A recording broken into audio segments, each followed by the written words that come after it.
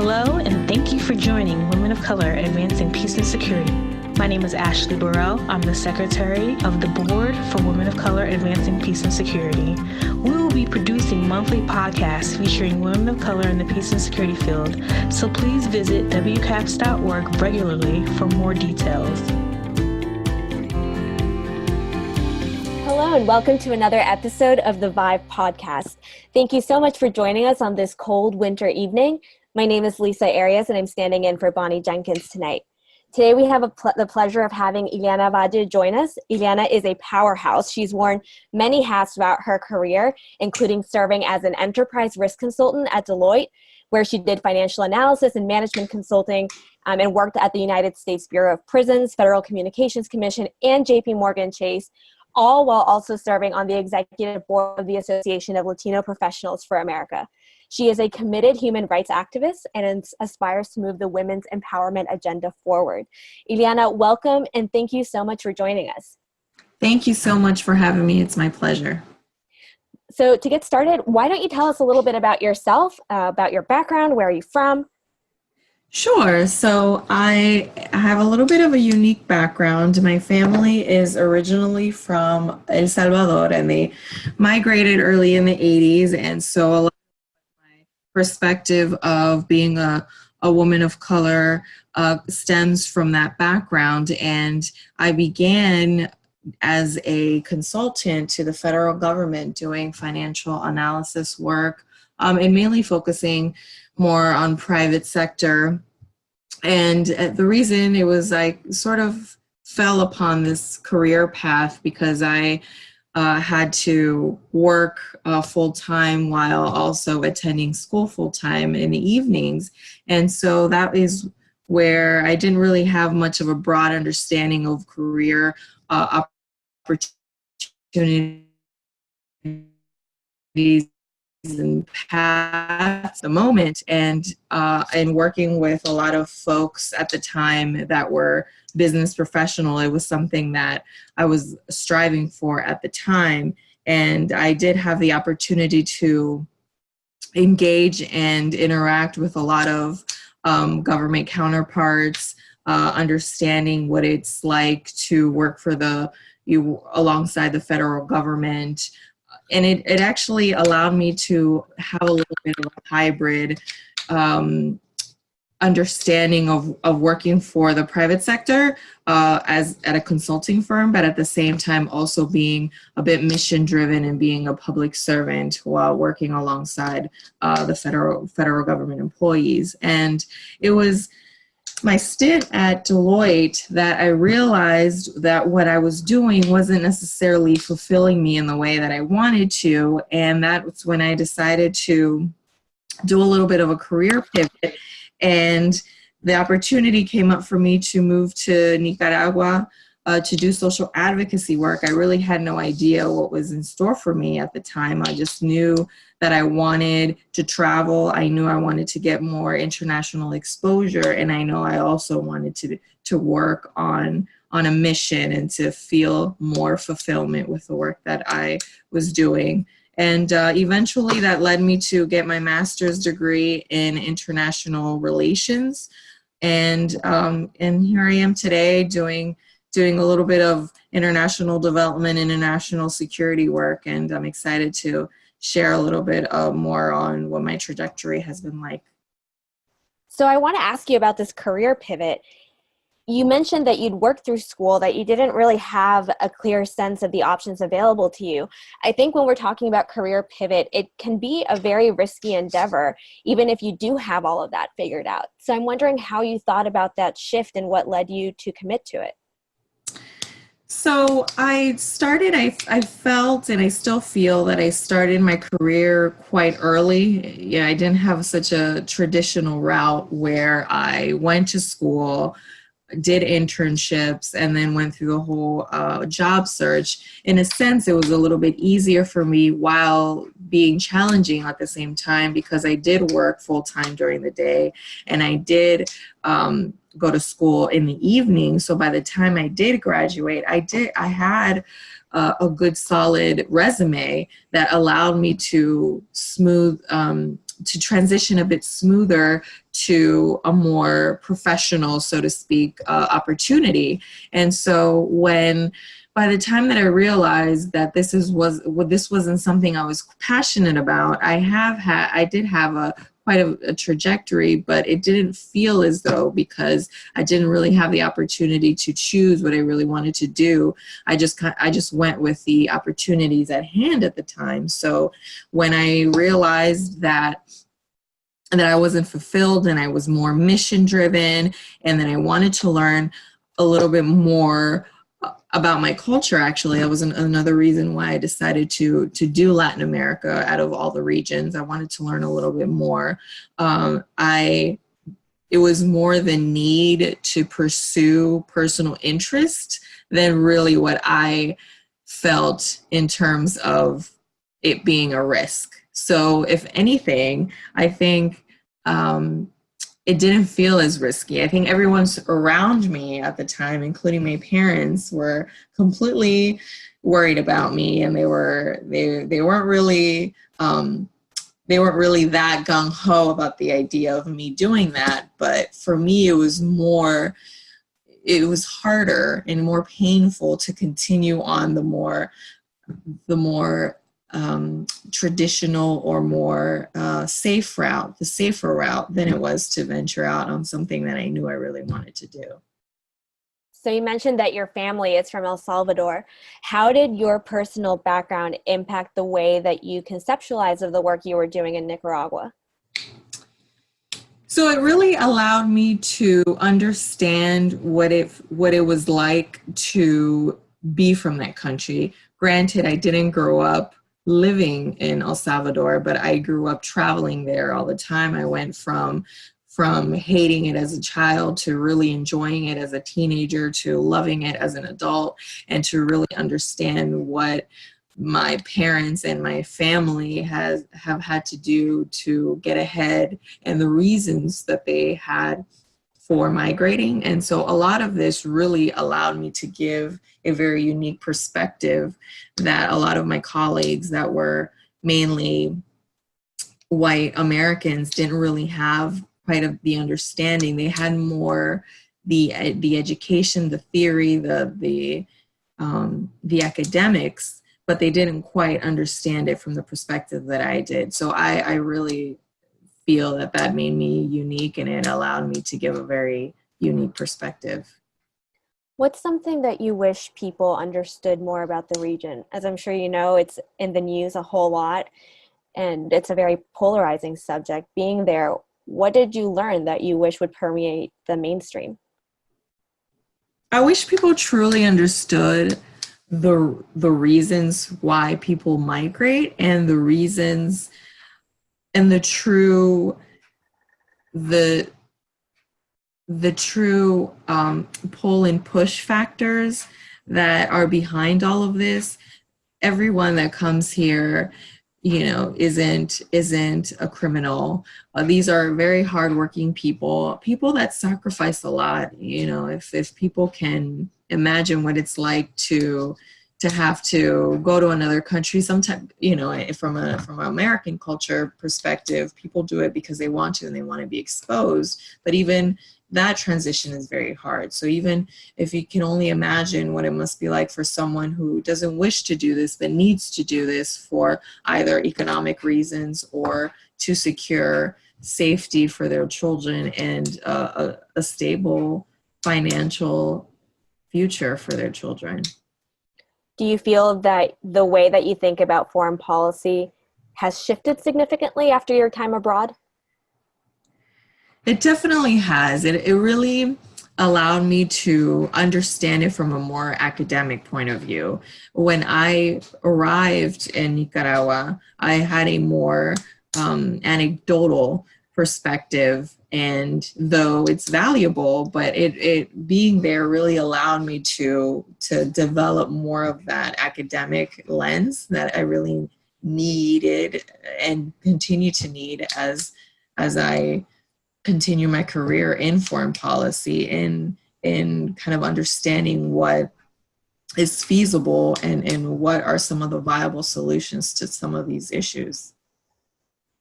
And as you tried to figure out your career path, both in the business world and financial world, but also in the foreign policy world now, are there any role models that you've looked up to that have helped guide you? It's interesting that you say that because, I've had a lot of people ask me the same question, but a lot of the Latino community in some of the larger cities like, Washington, D.C., and you can even, say also California, Los Angeles. Some folks are the first in their family to aspire to get an education and to even pursue one, and I'm no exception. So really, I didn't really have many people within my immediate community that I truly say that I looked up to. I have looked up to a lot of family members, even my own parents, in terms of resiliency. But it then as I continued on with my life and with my environment and the new environment I was forging, I began to value and truly understand that the people people that I can look up to don't have to be people that I know personally. They can be people that I have heard or read about. And one of the women that I truly that I look up to now is Michelle Obama. That's definitely one of my sort of archetypes, if you want to call it that. And resiliency, as already mentioned, is one of the things that I learned quite early on that our community has and is needed to overcome some of the barriers that we live through. And so Frida Kahlo was definitely one of sort of the figures that I looked up to, in addition to some of the folks in my immediate community. Your answer really resonates with me. We both grew up in the same area, and so I think we're both the product of a migration that occurred to the Washington, D.C. area in the 80s. And I think for a lot of young Latinas, we don't have that necessarily close example or role model in your immediate circle to look up to. And that's why I think it's so important to bridge that mentorship gap. So for you, what does mentorship mean, and what do you do in your own either professional or personal life to make sure that the next generation is going to have those examples in a more immediate form? So to me, mentorship means to give it forward, or to pay it forward. That is something that my biggest philosophies and that I live by. And one of the ways with which one can pay it forward is to provide mentorship. There's a lot of untapped talent within our communities and just the communities of color in general. And so providing that mentorship is really valuable. As I look back at, my trajectory, I didn't have many mentorship opportunities. If anything, I have them more now where I am because I seek it. But at the time, I, didn't know how to identify it. I didn't know how to ask for it. I didn't even know the value of it. And so the ways that I continue to pay it forward and mentor is I'm actually currently the chair of the organization called Latinas Leading Tomorrow. And it's an organization that started in the Virginia area. And we provide leadership programs, mentorship, and just general skills development to young girls between the ages of 12 and 17, essentially throughout middle school and high school, which are the formidable years for young girls. And looking at statistics from the pay gap to Latinas in general, that were the lowest paying of all women. I'm really passionate about being able to continue to pay it forward, and that is how I'm able to do it. In addition to my participation with WCAPS and with working with minority serving institutions to just even doing this podcast and sharing a little bit of my story. I think it really does go a long way. And I think you're absolutely right. And I think if everybody did a little bit more mentorship, it could go a long way. And examples are just so powerful. I want to switch back to your transition after going abroad to Nicaragua and then choosing to pursue your master's. Is that correct? Yes. Could you talk a little bit about that process and what that was like for you?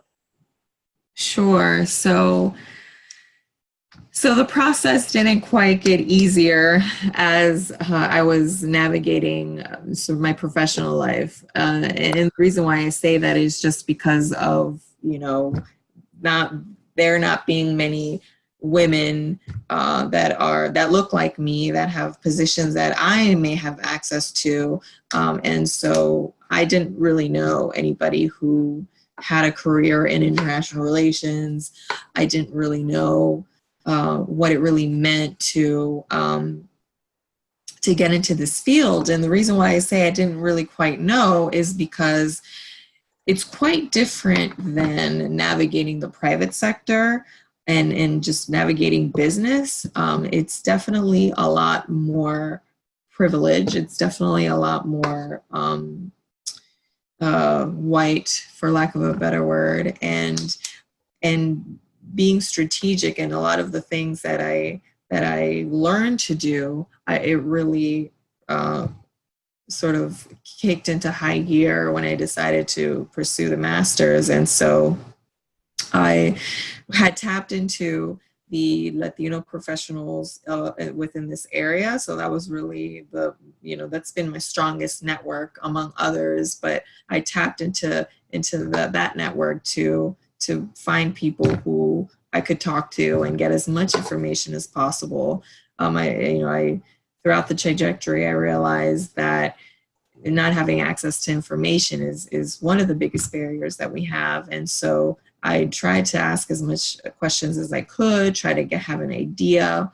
And actually, when I decided to do my master's, it was going through the traditional application process route. When I did my undergrad, I did more of a night school kind of thing. So I didn't really do the traditional competitive, very rigorous process that one goes to in undergrad. And so that was a first for me. And it really taught me my commitment to what I wanted to do and my resiliency, really. And so I was, I have to be honest, I was actually quite doubtful that maybe I would get to the school that I really wanted to get into. And so I made a list, right? And I tried to be as strategic and thoughtful as possible. And so I went from the most rigorous and hardest to get into to what I felt wasn't as rigorous, but maybe it was more feasible, just in case, my number one choice school didn't work out. And it's ironic because my dream school at the time was Georgetown, and I wanted to do the program, the School of Foreign Service. And then while I was doing a bit more research is when I got to talking to the admissions officer at SAIS, at Johns Hopkins School of Advanced International Studies, and I learned a bit more about their program. I knew a bit about it, but I hadn't spoken to anybody because my mind was really set on Georgetown. And it ended up happening that I got waitlisted at Georgetown and I got accepted into SAIS right away. And I'm actually glad it worked out the way that it did because it was an amazing experience and I got to live a year in Italy. So I want to pull on a couple of threads there. So a lot of people who maybe haven't had the experiences that you have a hard time maybe conceptualizing why a graduate school experience can be isolating for someone who hasn't grown up in that kind of environment or who hasn't had exposure to that kind of the academic nature of grad school. How would you explain what it means to be in that environment, coming from the background that you come from? It's definitely intimidating, to say the least. I did my grad school a bit more a seasoned professional, if you will, or at least that's how I felt. And yet it was still an experience that for me did feel a bit isolating, as you mentioned. You kind of hit the nail on the head on that. Just because, I went to school with folks, international students who come from a background of great privilege and perhaps access to the information, knew right away that SAIS was the school that they wanted, or perhaps one of their parents went to SAIS and that's how they learned about the program and wanted to follow in their footsteps. And so for me, it was a little bit challenging in that regard, because though I had my network already established by the time I was there, it really was a reminder of the how far I've come and how much more challenging it was for me to navigate, and it was a test of resiliency. And I remember thinking there were, all of us were struggling, and by means this was not any easier in terms of academic rigor, one person more than another. But granted, some folks, had the access to a lot of the rigor that some of us in the Latino community don't have and aren't used to. And so there were moments where, I said to myself, God, like, why does this have to be so hard? It just felt exceptionally hard on my spirit sometimes. But, again, it's been a test of true strength. And that's one of the things that I try to convey to the younger generation that I mentor, and also to provide that mentorship and ease that gap of access that we have to navigate through. Mm-hmm. And the lack of access to information, I think, is key. And I think a lot of people would say, well, you have access to Google, so Google it. But the problem is that a lot of times you don't know what you're supposed to be Googling. And so it makes it even more difficult for students who maybe have access to the resources they need to find out the information, but who don't know what information they're looking for. How would you advise the next generation, or women who are starting out in the field, or who maybe don't know where they should go to grad school, what programs or scholarships are available to them? How do you start breaking that barrier down?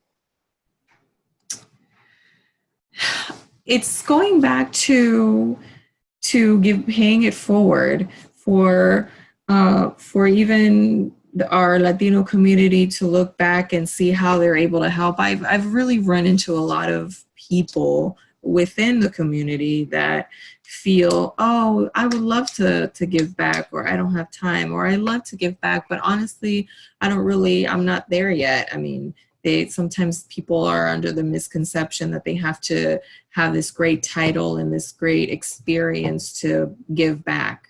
And that's not the case. Just the little bit that we could share in terms of information is very valuable. And from that perspective, I think that's something I continue to aspire for myself and for others, and something I'm really passionate about. From another perspective also is even from the youth perspective, it's culturally we are raised not quite the same, different, there's different variations within our community. But one of the things that I notice is just being able to ask for information. Like people are amazed at how people are willing to share this information, how much people are willing to help when people ask help of them, right? And so not being afraid to ask questions, not being afraid to ask for help, not being afraid to be forthcoming with the fact that you come from perhaps a underprivileged community, just, being authentic, but yet also being brave enough to want something more. I 100% agree. And I think one of the things that you're talking about there about people not feeling qualified to give information is something that as women, we run up against a lot in many different contexts, not feeling qualified to apply for a certain job, not feeling qualified to apply to a certain school. I think a lot of times we fall into the trap of telling ourselves no rather than letting other people do that. And so I think you were mentioning this with regards to the schools that you applied to and kind of ranking them in order of the ones that you thought you would get into.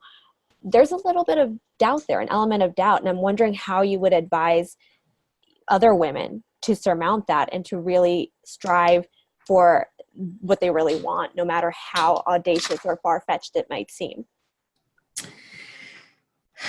I feel like I don't have quite the answer just because there's just so much, it's always a work in progress, even for myself. But I do think that being brave and just thinking it from the perspective of if one doesn't have the courage to move forward, then, there is no path or there is no, we haven't paved the way for others, right? So I always think of it more of a responsibility than more of a me being audacious enough to want to aspire for more. I think that that's sort of where, from the perspective that I see it. And so I think, no, this is really something I have to do.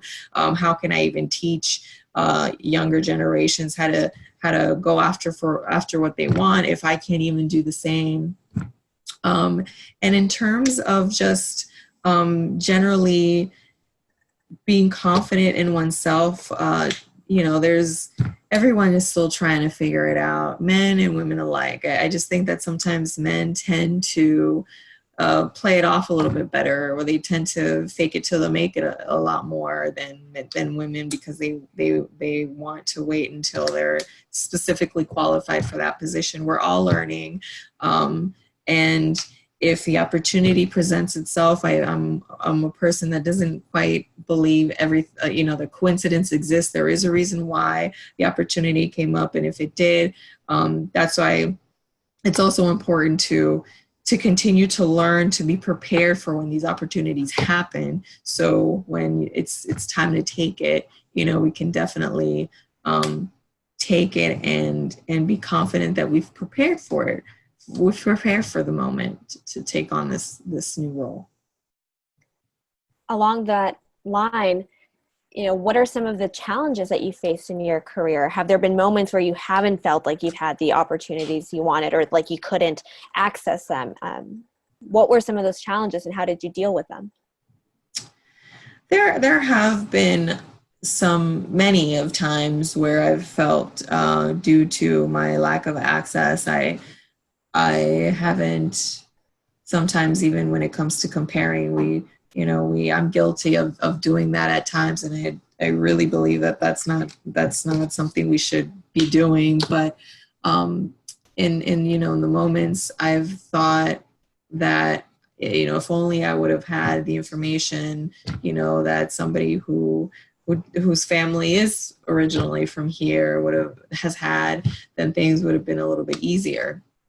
But as I also look back, I do recognize the level of commitment and courage and strength that it has taken, and that our community, that's what makes our community quite unique, right? Like going back to how, it takes all of that and more to leave everything that one has to pursue something different in another country for better opportunity. That's essentially what we're doing, right? Even as the second generation, or to now do things a little bit different. That's essentially what we're doing, right? We're taking what we've learned and putting that to the test to continue to further for subsequent generations. And so, for me, it's a work in progress. It's definitely being kind. One of the things that I'm very passionate as of late is empathy, and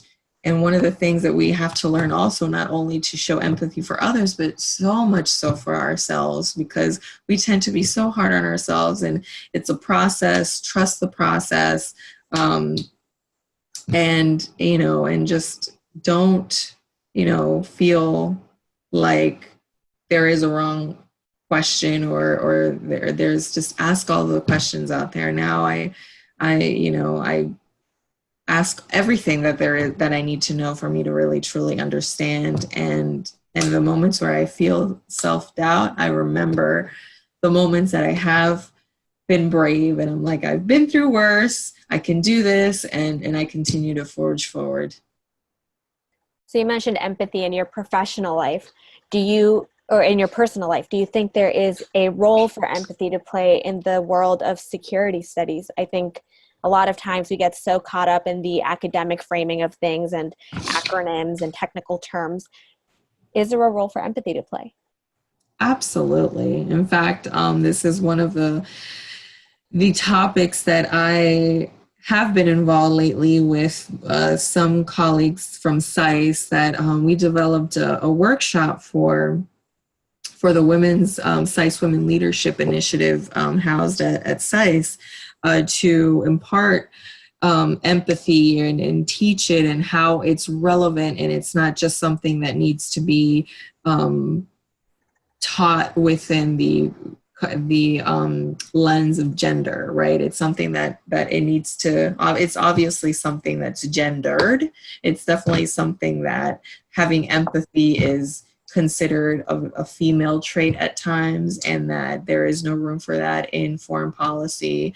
But I definitely think that our issues are a manifestation of our lack of empathy at times. And when we say that there are no room for emotions, that's not true. There's definitely emotional decisions that are made, and people don't acknowledge that. So we have to acknowledge the fact that we sometimes operate from a very emotional standpoint. And so how can we use that and leverage that to have more empathy and be more effective when it comes to policy, foreign policy decisions?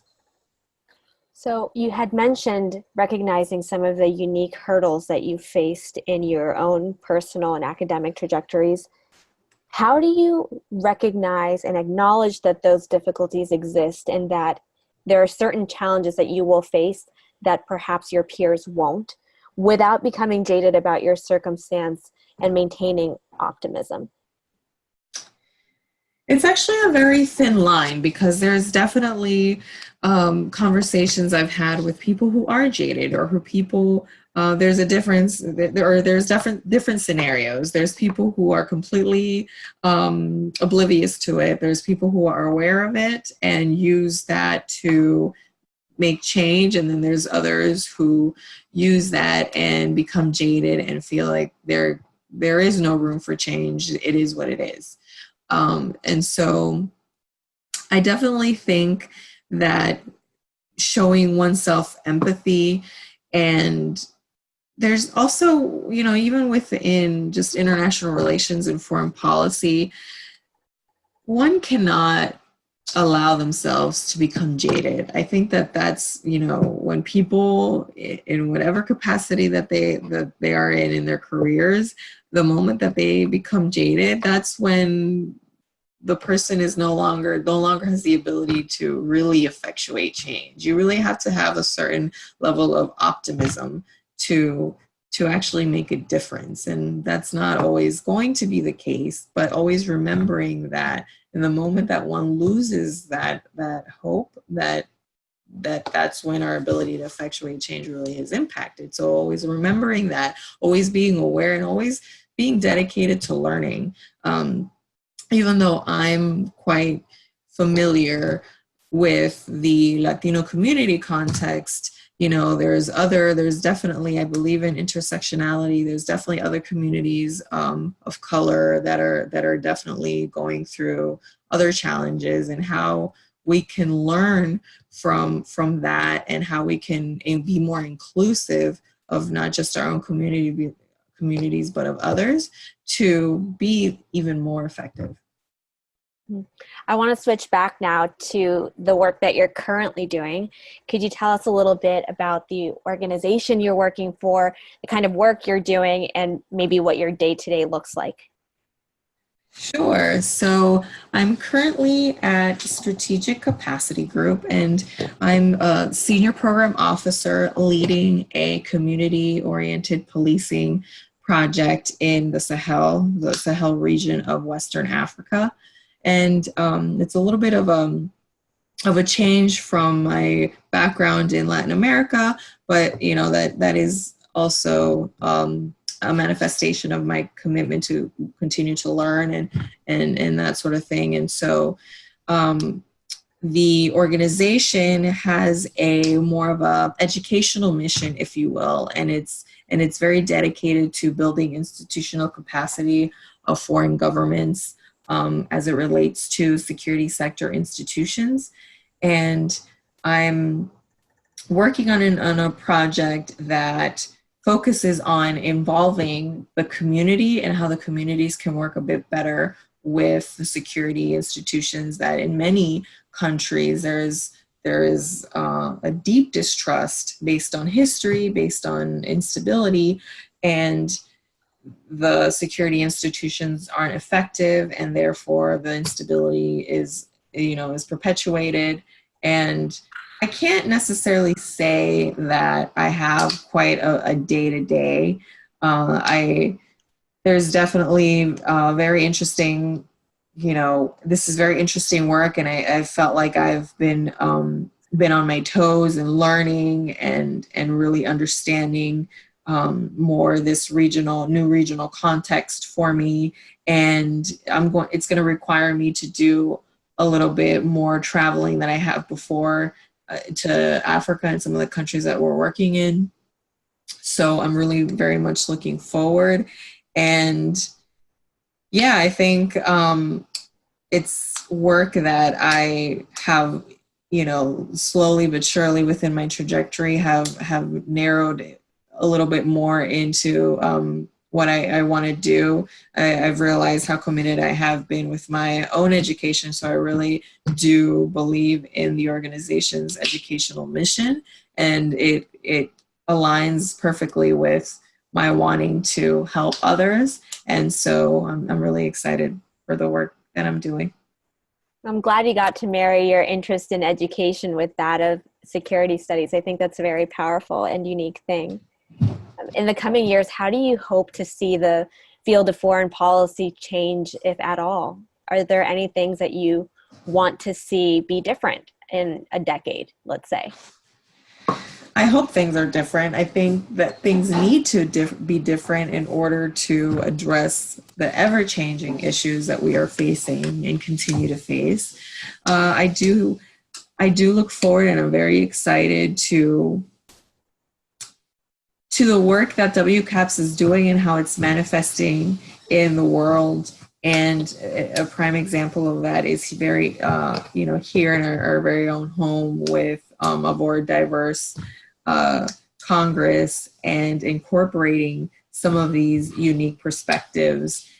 The fact that there hasn't really been that much diversity and change in areas that really need it is something that I think it's very much needed, and it's sort of about time to that we incorporate and we continue to push to incorporate more women of color perspective in particular. And so I am optimistic. I am that by nature, and I do think that from in 10 years from now, it's definitely we're going to see the changes that these diverse perspectives are bringing, and I'm very excited about that. I hope you're right. The other day I was having coffee with a Latina who is a PhD candidate focusing on security studies. And we spent an embarrassing amount of time trying to come up with the name of another Latina who was also working in the security field. And we could not think of a single one. So in the coming decade, do you see that changing? And do you think it's an important part to emphasize having more Latinas in the foreign policy space, and why? Whether it's going to change, I do think whether it's going to change at the pace that we think it should change or I think should change is another story. In that regard, I don't necessarily consider myself pessimistic, but I do consider myself realistic. And And the only thing that really is left is to continue to mentor, to continue to push forward sort of this access to information within these communities of color, and to pave the way and open doors for these women to transition into these positions of within the security field. And I think that that is very possible. As we wrap up here, I want to ask you, what advice would you give young women of color who are just starting out in the field or who are thinking about getting involved in security? My initial thought is you're in for a ride. But if anything, if there's a few things that I've learned to live by that haven't really steered me wrong, I would say to definitely help others and pave the way for others. Work hard definitely does pay off. It sounds so cliche, but it does. Being strategic. Strategic has been something very key that I've learned, throughout my career that I wish I would have learned earlier on, but it's something that I definitely think, things from having contacts to having sort of even the interactions and the access to some of these people who will allow for continuous access to the information and to the people and to the opportunities. That is all based on a very strategic position that we have to learn how to navigate as when people of color and as women. And resiliency, it's something that, when we're up against challenges and barriers, it's something that we will help us guide through the journey and not allow us to give up. Thank you for that. And my last question, what does success mean to you? Success means to me, success is to really follow one's not only passions, but aspirations. There is no such thing as failure, as many say. There is no such thing as failure unless you give up. And for me, to being able to succeed in reaching certain milestones in life, in pushing through the barriers and being courageous, to me, that is very successful. Well, Ileana, on that note, thank you so much for taking the time to chat with us and share your experience. I'm sure we'll be hearing more amazing things from you in the future. So thank you so much for joining us. Thank you so much for having me. I really did enjoy conversing and getting to know you, and hopefully I'm able to have another opportunity to give back a little bit of what I've learned. Thank you so much. Have a good night. Thanks. You too. Thank you for joining Women of Color, Advancing Peace and Security. Please visit WCAPS.org. That's WCAPS.org.